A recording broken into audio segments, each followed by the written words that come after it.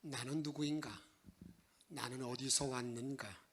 나는 어디로 가는가? 하는 그러한 질문이 인간을 향한 정체성의 질문이라고 말합니다.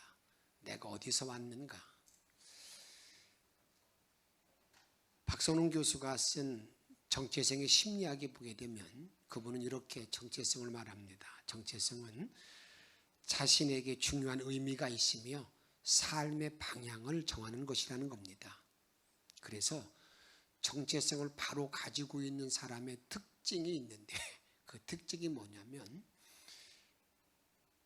영혼의 엑스레이를 가진 사람이다.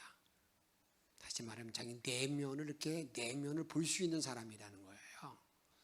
외형에 관심이 크게 없고 내적인 것에 더 관심을 가지고 있는 사람, 이런 사람이 누구냐? 이런 사람이 정체성이 있는 사람이라 그 말입니다. 또 이렇게 말합니다. 삶의 목표에 내비게이션이 있는 사람, 삶의 목표, 인간의 살아가는 모든 목표에 내비게이션이 있어가지고 자기가 나갈 방향을 정확하게 설정된 사람, 이 사람이 정체성이 있는 사람이다, 이렇게 말합니다. 몽테뉴라는 사람은 이런 말을 했습니다. 목적지가 없는 사공에게는 어떤 바람도 순풍이 아니라는 겁니다. 우리 인간이 삶을 살아가는 동안에 목적지가 분명해야 어떻습니까? 어떤 때는 바람이 자기를 도와주기도 하고 역풍을 만날 때 대처할 수도 있다 그 말입니다. 오늘 본문을 보게 되면 물론 에스더 전체를 통해서 나오는 큰 인물 두 사람이 있습니다. 하나는 모르드게, 에스더, 이 두 사람입니다. 그런데 이 모르드게라는 사람은 삶의 축이 분명한 사람이에요. 삶의 중심축. 그러니까 하나님을 향한 분명한 축을 가지고 있는 사람이 누구냐? 이 모르드게라 그 말입니다. 그러면서 이 모르드게라는 사람은 삶의 축을 분명히 가지고 있기 때문에 그는 자기가 길렀던 양육했던 그 에스더가 왕비가 되었어요. 이제는 신분이 바뀐 거죠. 완전히 바뀌어 있는데도 불구하고 여러분 그 에스더를 향해서 책망할 수 있는 사람, 책망하는 사람, 이 사람이 모르드게입니다. 여기에 또 에스더는 이제 모르드게의 양육을 받고 자랐던 사람이죠. 참 어려운 때에. 그런데 그 자기 삼촌이 자기가 왕비인 자기에게 지적할 때, 책망할 때 그것을 수용하는 그러한 여자, 그런 자녀인 것을 우리들에게 말하고 있습니다. 이 구도는 이렇게 말할 수 있습니다. 하나는 어떤 구도냐면 하나님과 인간 사이의 관계 속에서 하나님이 나에게 때로는 책망하고 지적할 때 이 수용하는, 수용성이 있는 사람, 이런 사람이 되어야 된다, 이거를 말하는 거예요. 또 가정에서도 보게 되면 부모와 자녀 가운데 아버지가 자녀에게 이렇게 말할 때 어떻습니까? 그거에 대해 수용성이 있는 자녀가 되는 것, 이것을 우리에게 이런 걸로 대비되어서 우리가 말씀을 볼 수가 있다 그 말입니다. 2주 전에 말씀드린 것처럼 이제는 노예로, 어떻게 보면 노예로 그들에게 붙잡혀 와가지고 생활하는 사람 가운데 이 에스더가 왕비가 돼요. 모르드게는 이제 자기가 양육했던 에스더가 왕비가 되었으니까 이야, 나도 이제 세상 살만 났다, 그런 사람이 아니라 전에와 똑같이 궁궐문을 지키는 사람이에요. 그런데 하만이라는 사람을 왕이 높여놓습니다. 아주 높은 사람을 만들어 놓아요. 모든 사람이 그 하만에 지나갈 때마다 그냥 그 고개를 절을 하고 무릎 꿇고 그러는데 모르드게는 그 일을 하지 않잖아요. 그 일로 말미암아서 어떤 끔찍한 일이 전개되었느냐? 그 모르드게의 그 종족이 어떤 종족이에요? 모르드게의 그 민족이 유대인인데 유대인을 다 멸살하는 이런 끔찍한 일이 벌어지게, 몇 시에 몇 날에 그냥 유대인을 다 죽여라, 이렇게 큰 방이 붙게 됩니다. 이걸 알고 났던 이 모르드게가 그만 자기 옷을 찢어요. 굵은 베옷을 입어요. 그리고 난 다음에 그 성문 앞에서 그냥 방성대고 가고 우는 거예요. 온 백성이 다 똑같은 그런 같은 마음이 아니겠어요? 비통해서 울고 있다고요. 그런 이제 갑자기 이제는 그 안에 있는 에스더에게 전갈이 간 왕비에게 모르드게가 지금 저렇게 옷을 찢고 붉은 옷을 입고 지금 통곡하며 죄를 뒤집어 쓰고 있다고 얘기하니까 깜짝 놀라가지고요. 이제 뭘 보내? 옷을 보내요. 옷을 보냈는데 그 옷 입는 게 지금 이게 문제가 아니잖아요. 옷을 거절해요. 그리고 나니까 이 에스더가 자기 내시를 보냅니다. 왕의 내시를 보내서 하닥을 보내가지고 도대체 어떻게 된 것인가 하고 자초지종을 다 듣습니다. 다 들어요. 그러니까 하만 때문에 이 민족이 다 이렇게 다 죽을 그런 처지에 놓여 있는 거예요. 그러면서 이 모르드게가 이렇게 말합니다. 지금 왕한테 가서 이 민족의 딱한 처지를 간절히 구하라고 살려달라고 얘기하라고 다시 전갈이 옵니다. 이 백성이 다 알지만 왕이 부르지 않고 가게 되면 즉결 처분을 받는데 내가 30일 동안 아직까지 한 번도 왕의 부름을 받지 못했다는 거예요. 그러니 내가 자칫 어떻게 합니까? 왕 앞에 나가게 되면 내가 죽을 수 있습니다. 죽임당할 수 있습니다. 그거 맞는 얘기잖아요. 그렇게 전갈을 해줍니다. 그때 이 모르드게가 아주 엄한 말로 그냥 책망하는데 이런 책망을 하는 거예요. 어떤 책망입니까? 한번 에스더 4장 3절 13절 말씀 같이 읽도록 하겠습니다. 모르드게가 그를 시켜 에스더에게 회답. 너는 왕궁에 있으니 모든 유다인 중에 홀로 목숨을 건지리라 생각지 말라. 너는 지금 왕비 되었다고 너만 살 줄 알아? 너 그런 생각 갖지 말라. 그렇게 말하면서 14절 말씀 또 같이 읽도록 하겠습니다. 이때 내가 만일 잠잠하여 말이 없으면 유다인은 다른 데로 말미암아 노임과 구원을 얻으려니와 너와 내 아버지 집은 멸망하리라. 끔찍한 말 하잖아요. 네가 잠잠하면 유다인은 다른 곳으로부터 구원이 있고 노임이 있지만 너와 내 아비 집은 망할 거다. 멸망할 거다. 그럼 이게 감히 왕비한테 할 수 있는 이야기예요? 이 상황 안에서 오늘은 이런 위기를 만났을 때 어떻게 하면 그 위기를 극복하고 승리할 수 있는가? 그 승리의 요건이 뭔가? 그 문제를 다루고자 합니다. 오늘 또 찬양대원들이 우리 찬양대 가사가 풍랑을 만났을 때 주님이 잠잠하게 해주신다는 그런 찬양을 불렀는데 우리가 어떻게 이런 위기 가운데 다 위기를 만나잖아요. 그런 위기를 만날 때 어떻게 하면 우리가 승리할 수 있는가? 그 제일 첫 번째는 한번 따라 합시다. 수용성이다. 수용성이다. 수용성이 뭐예요? 받아들이는 거. 받아들이는 거예요. 뭘 받아들였느냐? 오늘 에스더는요, 모르드게의 그 지적을 받아주는 거예요. 모르드게의 지적. 너만 살 줄 알아? 너 망한다. 그 말할 때 여러분 얼마나 끔찍한 말이고요. 왕비가 되었으니까 지금 할 말합니다. 무슨 소리 하고 있어? 갑자기 내가 왕비야 왕비. 왕비라고요. 삼촌 그런 말 하지 마세요. 그러면서 오개가 될 수도 있잖아요. 그런데 에스더는 그 말을 받아들여요. 에스더는 그 말을 받아들여요. 어떻게 받아들입니까? 오늘 15절에 보게 되면 에스더가 모르드게에게 회답하여 이르되 이렇게 말하는 겁니다. 모든 유다인들, 우리가 16절에 있는 말씀이죠. 4장 16절. 모든 유다인들이 다 모여서 3일 동안 금식하십시오. 먹지도 말고 물도 마시지 말고 금식하고 난 다음에 나를 위해서 기도하고 난 다음에 내가 죽음을 무릅쓰고 왕 앞에 나아가리이다. 같이 읽습니다.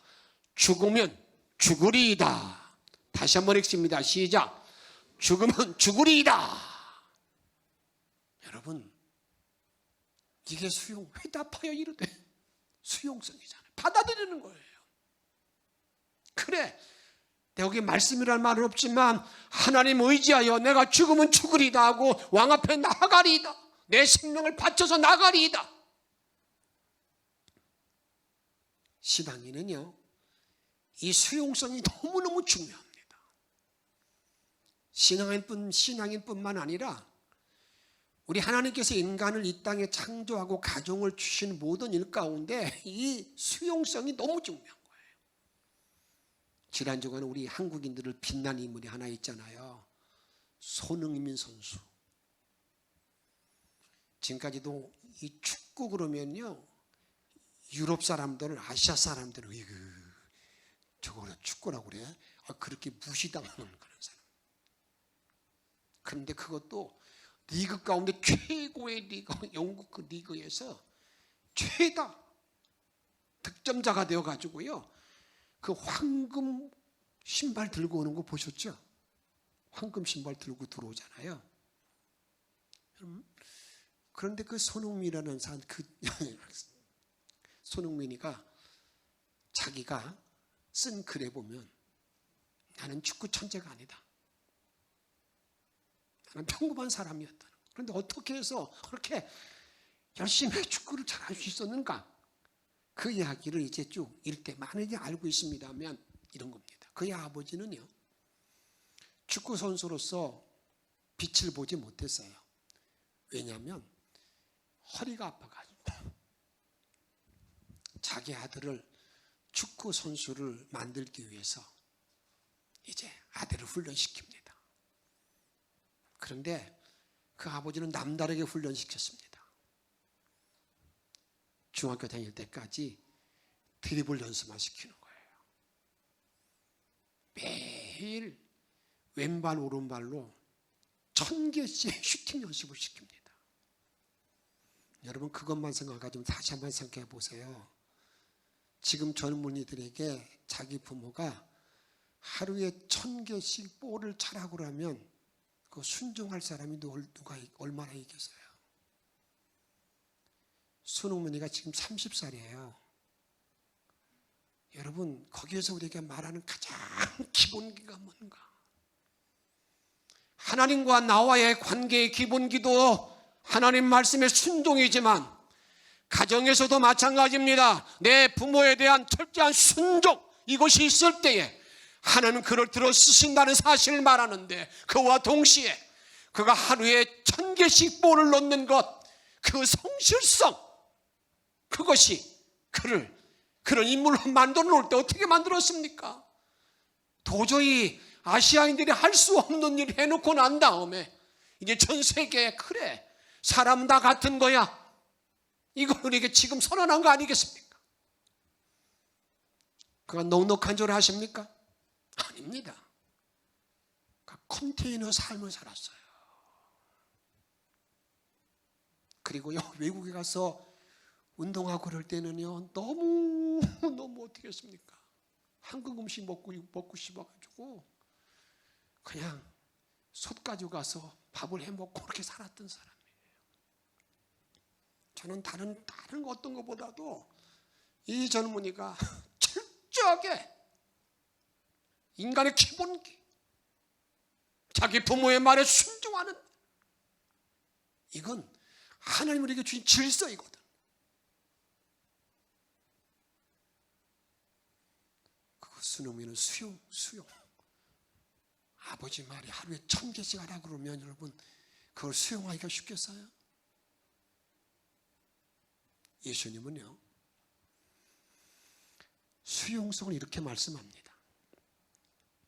마태복음 9장 16절에 보게 되면 생배 조각을 낡은 옷에 붙이는 자가 없나니 이는 기운 것이 그 옷을 당기어 헤어짐이 더할 것이요. 17절에 보게 되면 새 포도주를 낡은 가죽 부대에 넣지 아니하나니 왜 그런가? 낡은 가죽 부대에 넣게 되면 그 가죽 부대가 터진다 이렇게 말하고 있어요. 이건 이렇습니다. 포도주를 만들기 위해서는요, 양가죽과 염소 가죽에 만들어서 거기다가 포도를 집어넣고 이제 발효를 시킵니다. 발효시키게 되면은요, 거기서 막 부풀어 나는 거예요. 부풀어 나면은 여러분의 그 싱싱한 가죽은요, 이게 자꾸 늘어나, 수축성, 수용성이 자꾸 늘어나서 결국 아주 발효된 포도즙을 만들 수가 있다는 거예요. 그런데 그 가죽 부대가 어떻게 흠이 가서 낡은 걸로 그냥 꼬매면 거기다 담잖아요. 그러면 발효될 때 이게 툭 터지는데 거기가 터진 거예요. 그런데 그 말씀의 배경은 어디 있느냐? 그 앞에 보면 이런 말씀이 있어요. 예수님께서 죄인들과 세리들과 함께 식사를 해요. 그럴 때 그들이 바리새인들이 막 예수님을 향해서 막, 아니 어찌 예수가 그 죄인들과 함께 식사하는가? 있을 수 없는 한다. 저 차이 났네. 그럴 때 그 말씀하고 난 다음에 이 새 포도주 얘기한 거예요. 그 말이 무슨 말인 줄 아십니까? 여기 새 포도주는 예수님의 말씀을 말하는 거거든요. 예수님의 이 새 포도즙은 이제 낡은 그 지금까지는 전통의 말씀에 같이 있을 수 없다. 새롭게 그들을 품어야 된다는 거예요. 그들을 품고 그런 죄인들, 세리들, 그 핍박받고 어려움 당하는 그들을 품을 수 있는 부대가 되어야 된다는 거. 이걸 말씀하시는 것. 그 말이 다른 말이 아닙니다. 우리가 정말 예수 믿지 않는 많은 사람들을 향해서 그들을 수용할 수 있는 마음이 되지 못하면 이게 진정한 신앙이 될 수 없다 그 말입니다. 아이고 저 사람은 안 돼. 그게 아니라는 겁니다. 이미 먼저 주의 말씀을 가진 이 새 포도주를 가진 사람들은 어떻게 된다고요? 다른 많은 사람들을 품을 수 있는 자, 이 사람이 되어 있고 그것이 새 부대라 그 말이에요. 성경에 보게 되면요, 수용성이 없는 경직한 요나의 모습을 아주 리얼하게 성경은 우리에게 말하고 있습니다. 하나님께서 요나에게 말하면, 요나야, 저 느네웨에 가서 복음을 전하라고, 말씀을 전하라고 말합니다. 그때 요나는요, 아니 하나님, 저 느네웨로 가서 복음을 전하라고요? 그 나쁜 놈들이에요. 그들은 우리 민족을 그냥 어려움 주고요, 그 나쁜 녀석들인데 그들에게 가서 복음 전하라고요? 그들을 살려주려고요? 그런 마음이 있어가지고요, 가라는 니네로 가지 아니하고 엉뚱한 다시스로 합니다. 가다가 풍랑 만나가지고요, 거기서 또 회개하고 난 다음에 하나님의 물고기 뱃속에 있는 그 요나를 던져버리는데, 하고 던져서 보니까 느느웨 땅에 와 있는 거야. 이거 참, 그러니 어떻게 하겠어요? 이제 하나님이 하신 말씀을 전파해야 되잖아요. 이 말입니다. 하룻길 왔다 갔다 하면서 40일이 지나면 니느웨가 망한다. 니느웨 망한다. 그런데 그 니느웨 사람들은요, 그 말을 듣자마자 회개해요.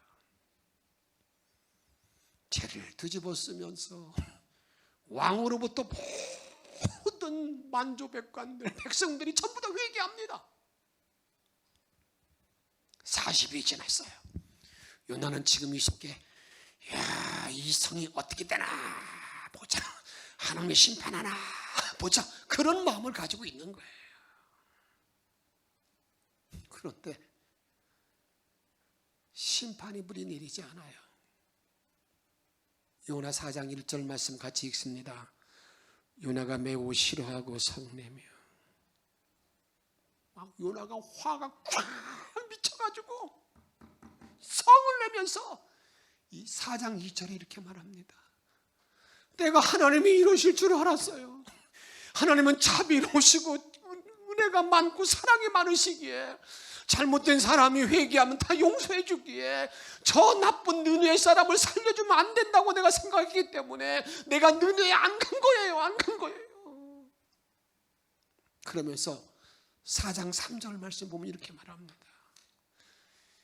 이제 내 생명을 거둬가세요. 이제 내 생명을 거둬가 달라고. 나 더 이상 살고 싶지 않아요. 살고 싶지 않아요. 이렇게 앙탈 때를 쓰고 있는 요나에게 요나는요 선지자인데도 불구하고 하나님의 사랑을 용납하지 못하는 거예요. 하나님이 얼마나 답답하시겠어요. 여러분 자녀들도 부모의 마음을 헤아리지 못하고 막 대드는 자녀 볼 때 얼마나 부모가 답답해요. 그냥 여러분 미안하지만 어떤 때는요 그 자식을 향해서 그냥 여러분 그런 하나님의 마음이 너무 답답한데 참 하나님은 성경에 보면 참 재미있는 분이에요. 어떤 얄궂은 분이잖아요. 요나에게 이렇게 묻습니다. 4장 4절에 보게 되면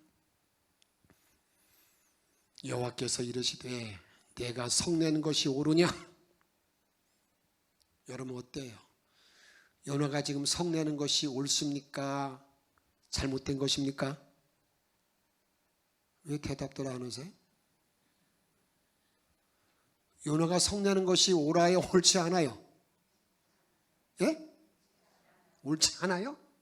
정말이죠? 근데 좀 대답이 시원찮아. 경지된 요나는요 4절에 보게 되면 내가 성내는 게 옳습니다. 내 말이 맞지요? 이게 하나님께 따지네. 이 말을 하고 난 다음에 요나가 어떤 일을 벌이냐면요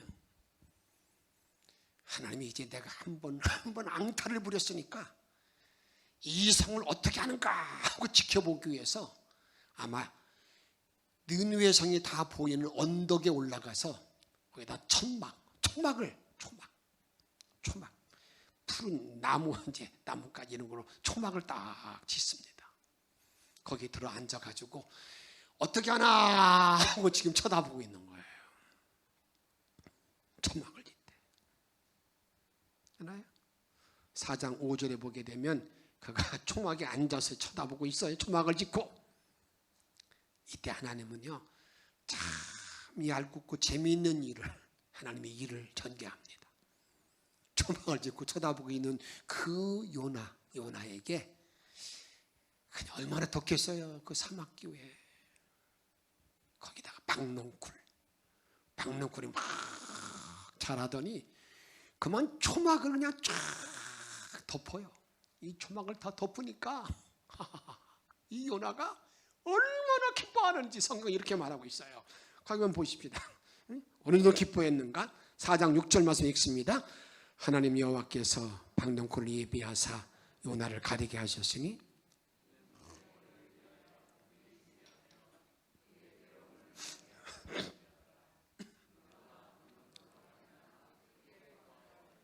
어떻게 기뻐했다고요? 할렐루야! 신난다! 박농쿨이 야! 이렇게 크게 기뻐했다는 거예요. 그런 모습을 보았던 하나님께서 얄궂은 일을 합니다. 벌레를 준비해 가지고요. 요나가 그 아침에 일어나서 보니까 벌레가 이 박농쿨을 갉아먹어요. 박농쿨이 시들고 시드는 동시에 그냥 뜨거운 동풍을 막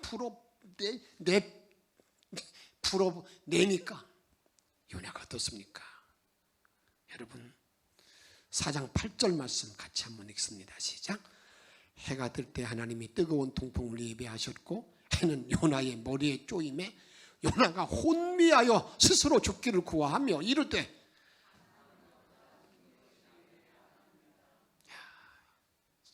사는 것이 죽는 것이 더 낫다. 하나님께 원망이 막 차 있는 거죠.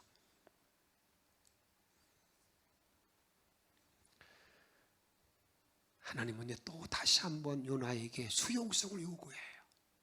요나야, 너 그래도 내 말 못 깨닫겠느냐? 받아들일 수 없냐? 4장 9절 말씀 보세요. 하나님의 요나가 이르시되 내가 이 박넝쿨로 말미암아 성내는 것이 어찌 옳으냐? 다음에 요나의 말을 같이 읽습니다. 시작. 그가 대답하되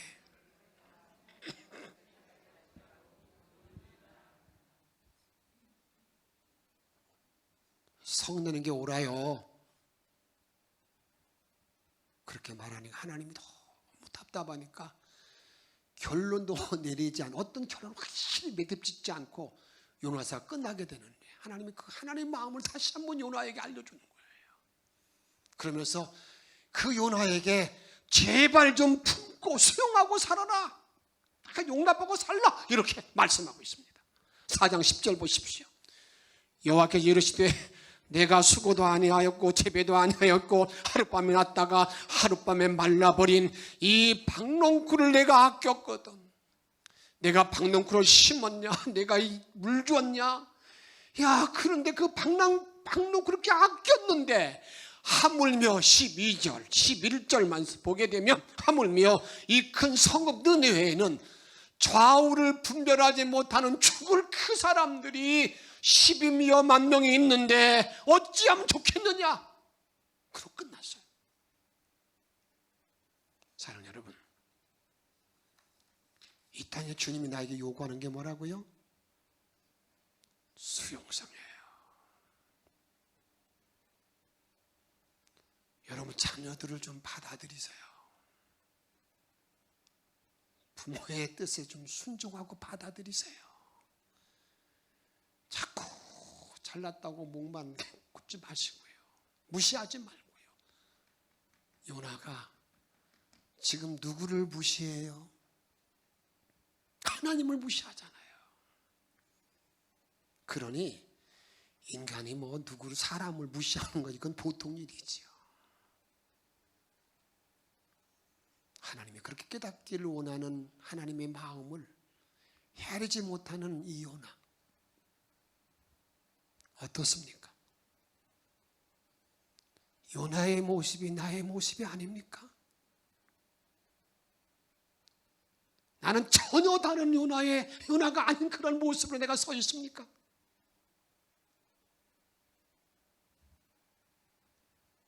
다음 위기를 극복하는 두 번째는 뭐냐? 한번 따라합시다. 도전정신. 도전정신.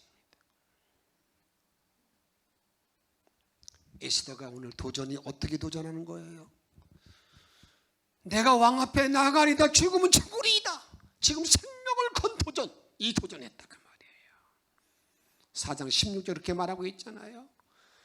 이렇게 금식한 후에 규례를 어기고 왕에게 나아가리니 죽으면 죽으리이다. 30일 동안 왕이 나를 만나주지 않았지만 내 목숨을 걸고 나갈 터이니 내가 죽으면 죽으리이다 하는 도전. 그러나 저와 여러분들에게 하나님의 말씀이 정말 움직이게 되면은요, 어떤 처지에 놓여있든지 간에 내가 꿈틀거리고 도전하는 마음이 나에게 생긴다 그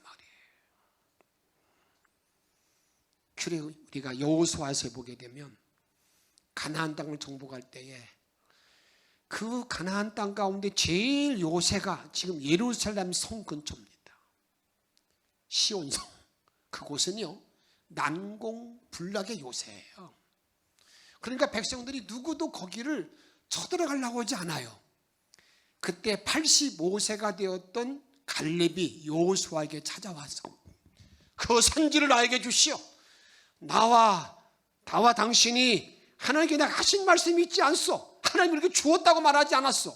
그렇게 하면서 그 85세의 도전정신을 가지고 나아가서 그 시온성을 차지하는 걸 보게 됩니다.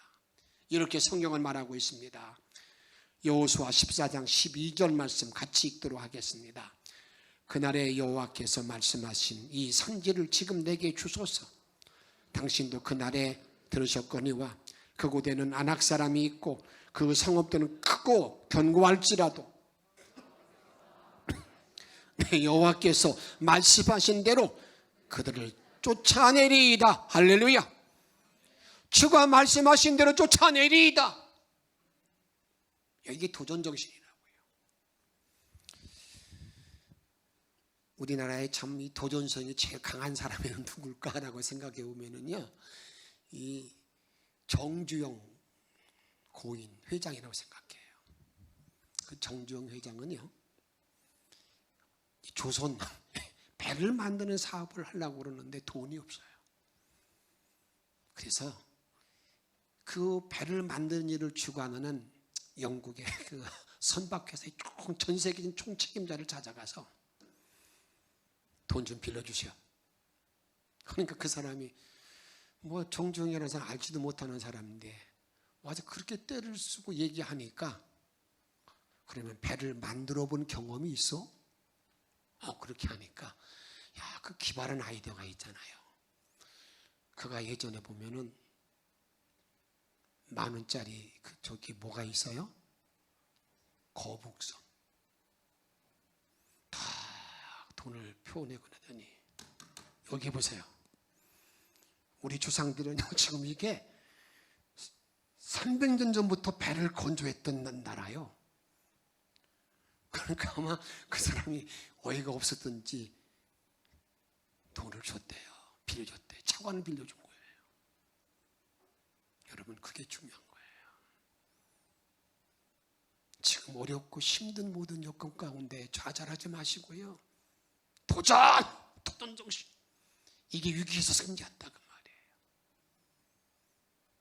2002년도에 월드컵 할 때 어떻습니까? 그 히딩크 했던 말을 저는 지금도 기억합니다. 4강에 올리고 난 다음에 물으니까 어떻습니까? 막 좋아할 줄 알았는데 그분 얘기하는 것은 아직도 나는 배고프다. 좀 아직도 나는 더 승리해야 된다는 그런 도전정신을 말하고 있잖아요. 위기를 만났을 때 극복 승리의 비결은 도전정신이에요.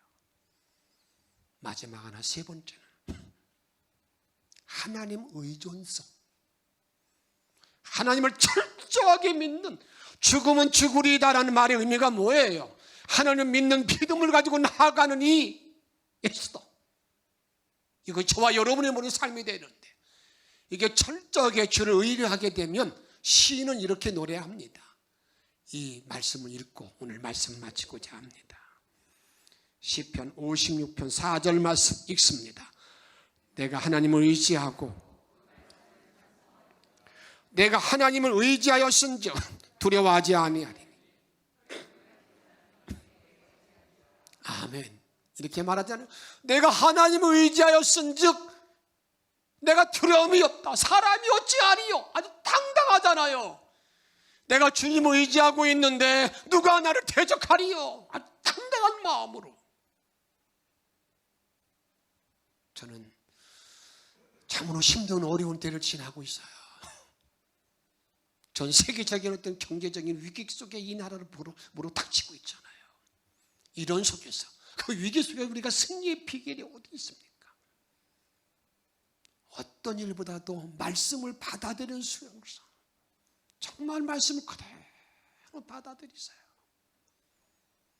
말씀을 붙들고 도전하는 귀한 그 믿음, 절단, 철저하게 주를 의지하는 의존성.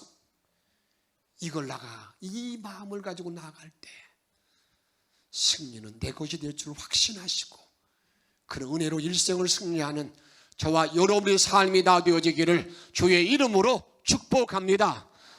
이 귀한 신앙으로 구주 예수 의지함이 힘이 기쁜 일일세. 542장 찬양을 부른 후에 기도하겠습니다.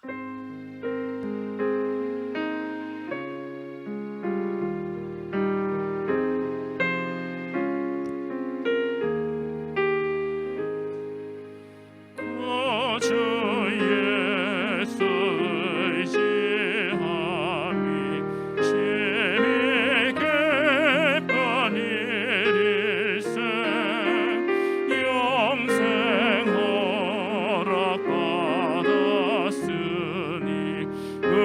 의심하지 없도다. 예수 믿는 것은 받은 증거만 도다. 예수 귀한 예수 믿음 더욱 주소서. 구주의 예수 의지함이 심히 기쁜 일일세. 저를 믿는 나의 마음 그의 피에 예수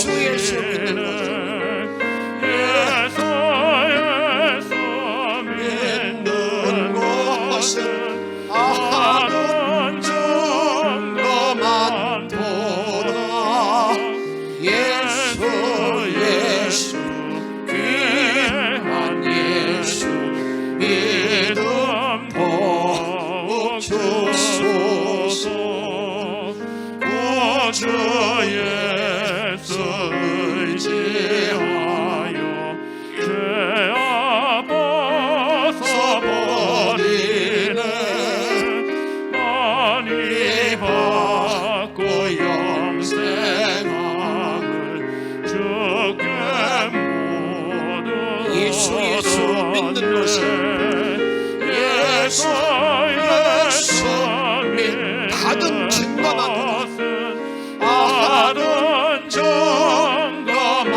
도다. 예수 귀한 예수 믿음 더욱 주 예수 의지하며 아버지 구주 예수 의지하여 죄원함을 얻었네. 영원 목금 지나도록 주여 함께 하소서. 예수의 받은 증거만 도다. 받은 증거만 도다. 예수 귀한 예수 믿음 더욱 주소서.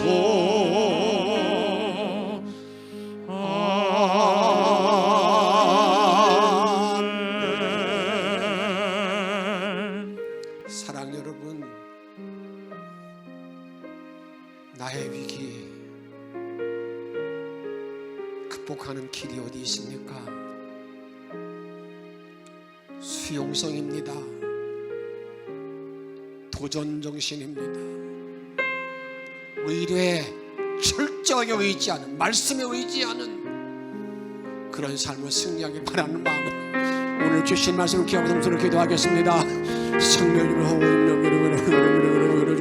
주시는 원합니다. 함께로는 면만을 주셔서 영원한 하늘에게 도와주고 주시고 너를 믿음으로 좀만 원하는 도와주시는 원합니다. 오 주여 함께 도와주셔서 하늘에 들어 사랑하는 나라가 도와주시고 오직 주님만 바르는 나라가 주시는 원합니다. 영광된 모든 문된 나라에 들어가기를 원합니다. 노래를 노로 좀만 바람내에 들어가기를 원하나이다. 주여 우리가 원하면 있습니다.